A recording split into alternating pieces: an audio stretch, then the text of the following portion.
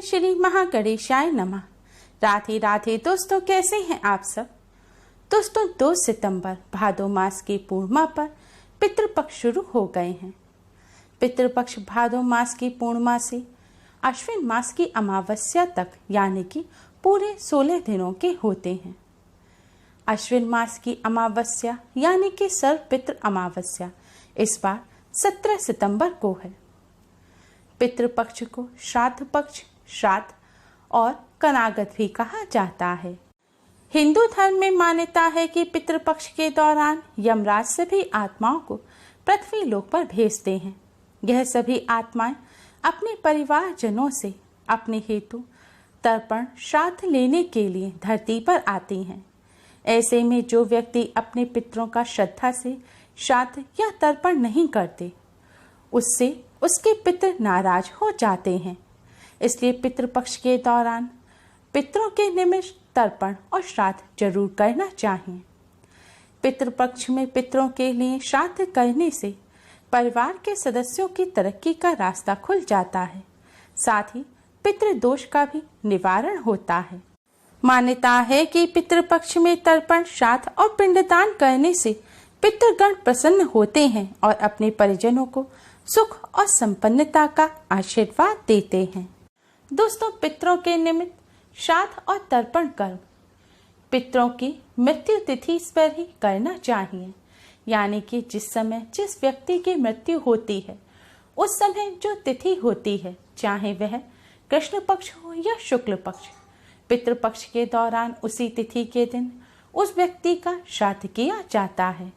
जैसे कि अगर किसी व्यक्ति की मृत्यु तिथि शुक्ल पक्ष या कृष्ण पक्ष की चतुर्थी है तो पितृपक्ष के चतुर्थी पर उस व्यक्ति का श्राद्ध किया जाएगा।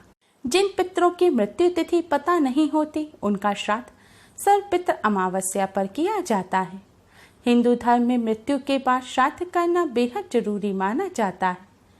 मान्यता है कि अगर अपने पूर्वजों का विधि पूर्वक श्राद्ध और तर्पण नहीं किया जाए तो उन्हें इस लोक से मुक्ति नहीं मिलती और वो भूत प्रेत के रूप में इस संसार में ही भटकते रहते हैं। इसलिए पितरों की मुक्ति के लिए श्राद्ध पक्ष का बेहद महत्व है। माना जाता है कि जिनके पितर उनसे नाराज होते हैं उन्हें पितृदोष लगता है। पितृदोष को सबसे जटिल कुंडली दोषों में से एक माना जाता है। जिनके ऊपर पितृदोष लगा होता है उन्हें किसी भी क्षेत्र में सफलता नहीं मिलती और उन्हें जिंदगी भर दुख पीड़ा से गुजरना पड़ता है। पितृपक्ष पितरों को प्रसन्न करने के बहुत ही खास दिन होते हैं। इन दिनों आप छोटे छोटे से कर्म करके, छोटे उपाय करके पितरों को प्रसन्न कर सकते हैं और उनका आशीर्वाद प्राप्त कर सकते हैं। माना जाता है कि जिन पर उनके पितरों का आशीर्वाद होता है उन्हें सभी देवी देवताओं का भी आशीर्वाद प्राप्त होता है। आज की इस वीडियो में हम आपको पितृपक्ष में करने वाला एक बहुत ही आसान और असरकारक उपाय बताने जा रहे हैं। इस उपाय को आप पितृपक्ष में किसी भी दिन कर सकते हैं, लेकिन अगर हो सके तो इस उपाय को पितृपक्ष में रोजाना अवश्य ही करें। इस उपाय को करने से पितृ तृप्त होते हैं, पितृ प्रसन्न होते हैं, पितरों का आशीर्वाद प्राप्त होता है और पितरों के आशीर्वाद से पितृदोष से मुक्ति मिलती है और बिगड़े काम बनने लगते हैं। जीवन में खुशहाली आती है और हर क्षेत्र में सफलता मिलती है।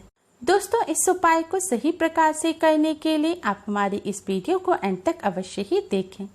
अगर आपने हमारे चैनल को अभी तक सब्सक्राइब नहीं किया है तो जल्दी से हमारे चैनल को सब्सक्राइब कर लें और बेल आइकन को हिट अवश्य ही करें, जिससे हमारी सभी नई वीडियोस की नोटिफिकेशन आपको फ्री में सबसे पहले मिल पाए। आइए दोस्तों जानते हैं अब इस उपाय के बारे में। दोस्तों, यह उपाय आपको थोड़े से काले तिल से करना है। उपाय करने के लिए सबसे पहले स्नान करके स्वच्छ वस्त्र धारण करें। इसके बाद आप एक साफ लोटा लें। आप इसके लिए स्टील का, तांबे का या पीतल का लोटा ले सकते हैं। लोटा लेने के बाद इसमें शुद्ध जल भरें। जल में थोड़ा सा गंगा जल डालें। अब इस जल में थोड़ी सी साफ किए हुए काले तिल डालें और थोड़ी सी शक्कर डालें। अगर आपके यहाँ कुशा हो, कुशा की घास, तो थोड़ी सी कुशा की घास भी आप इसमें अवश्य ही डालें। अब आपका जल का लोटा तैयार हो गया है। अब आप इस जल के लोटे को किसी खुले स्थान पर लेके जाएं, जैसे कि आप अपने आंगन में, बालकनी में या छत पर लेकर जा सकते हैं। अगर घर में ऐसी जगह ना हो तो घर के आसपास कोई मंदिर हो या फिर कोई भी साफ खाली स्थान, मैदान पड़ा हो तो आप वहां पर जाएं। खुले स्थान पर पहुंचने के बाद अब आप दक्षिण दिशा की तरफ यानी कि साउथ की तरफ मुख करके खड़े हो जाएं। दोस्तों, आपको ऐसे खड़ा होना है कि आपका मुख साउथ की तरफ होना चाहिए यानी कि दक्षिण की तरफ, और आपकी पीठ यानी कि कमर उत्तर दिशा नॉर्थ की तरफ होनी चाहिए। दोस्तों, शास्त्रों के अनुसार दक्षिण दिशा में पितृलोक है। दक्षिण दिशा के स्वामी पितृदेव हैं।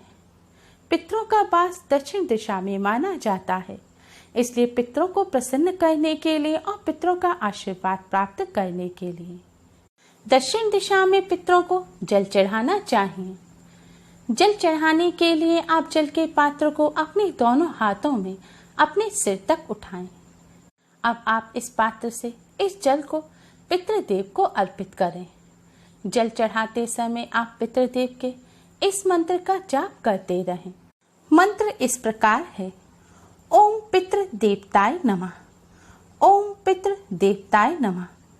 आपको इस मंत्र का जाप करते हुए धीरे धीरे पितरों को जल अर्पित करना है। पूरे लोटे का जल चढ़ाने के बाद जल के लोटे में तिल या कुछ खास रह जाए तो उसे आप हाथों से निकालकर जल के स्थान पर डाल दें। जल चढ़ाने के बाद अब आप पितृदेव को प्रणाम करें और पितृदेव के इसी मंत्र का 108 बार जाप करें। मंत्र इस प्रकार है: ओम पितृ देवताय नमः, ओम पितृ देवताय नमः। दोस्तों, इस मंत्र का जाप या तो आप खड़े होकर या फिर बैठकर कर सकते हैं। आपने जहां जल चढ़ाया है, अगर आप वहां पर इतनी देर रुककर मंत्र का जाप नहीं कर सकते तो आप पहले पितृदेव को प्रणाम करें और सभी कष्टों, संकटों और पितृदोष से मुक्ति की प्रार्थना करें। प्रार्थना करने के पश्चात अब आप अपने घर पर किसी साफ स्थान पर बैठकर दक्षिण दिशा की तरफ मुख करके इस मंत्र का 108 बार जाप कर सकते हैं। दोस्तों, अगर आपके यहाँ जल चढ़ाने के लिए कोई खुला स्थान नहीं है, कोई ऐसी जगह नहीं है जहाँ पर आप जल चढ़ा सकें, तो आप एक पात्र ले लें। एक खुले स्थान पर दक्षिण दिशा की तरफ मुख करके खड़े हो जाएं और उस पात्र में आप जल चढ़ा दें। पात्र में जल चढ़ाने के बाद आप पात्र के जल को किसी साफ स्थान पर लगे हुए पेड़ पौधे की जड़ में डाल दें। दोस्तों, जल चढ़ाते समय इस बात का ध्यान रखें कि पितरों को जो जल अर्पित किया है उस जल पर पैर ना रखें। जल चढ़ाते समय अगर पैरों पर छींटे आ जाएं तो उससे दोष नहीं लगता, लेकिन चढ़ाए हुए जल पर नहीं चलना चाहिए। इस उपाय को परिवार के सभी सदस्य कर सकते हैं। इस उपाय को महिलाएं, कन्याएं भी कर सकती हैं, लेकिन ध्यान रखें पीरियड के दौरान आप इस उपाय को ना करें। दोस्तों, पितरों की प्रसन्नता के लिए पितृपक्ष के दौरान रोजाना आप इस उपाय को अवश्य ही करें। इस उपाय को करने से पितृदेव का आशीर्वाद प्राप्त होता है। आपके पितृ तृप्त और प्रसन्न होंगे और आपको अपना आशीर्वाद देंगे, और जिन पर उनके पितृ प्रसन्न होते हैं उन्हें सभी देवी देवताओं का भी आशीर्वाद प्राप्त होता है और पितृदोष से मुक्ति मिलती है।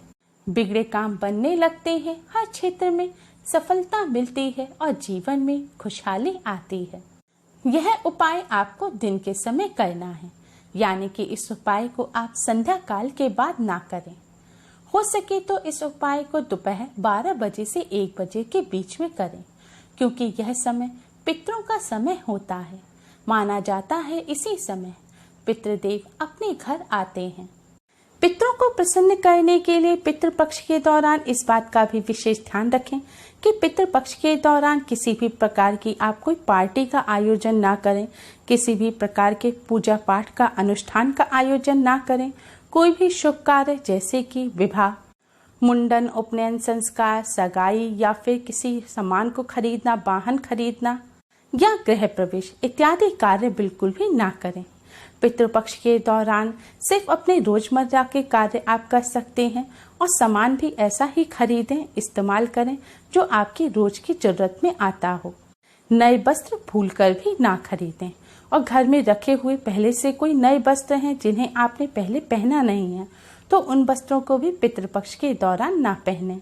पितृपक्ष के दौरान खुशबू की चीजें, सौंदर्य प्रसाधन कम से कम इस्तेमाल करें, हो सके तो बिल्कुल भी इस्तेमाल ना करें।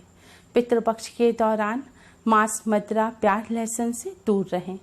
इस दौरान नाखून ना काटें, बाल ना काटें और दाढ़ी मूछ भी ना बनाएं और लड़ाई झगड़ा भूलकर भी ना करें।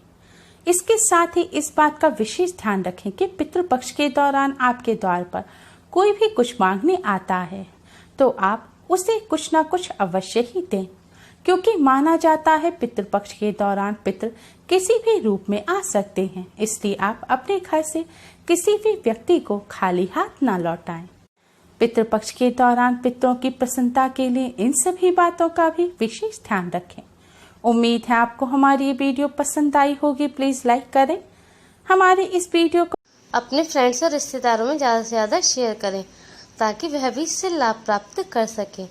हमारी और भी वीडियोस के लिए हमारे चैनल के साथ बने रहिए और इसके लिए हमारे चैनल को सब्सक्राइब करना ना भूलें। Thanks for watching. Radhe Radhe.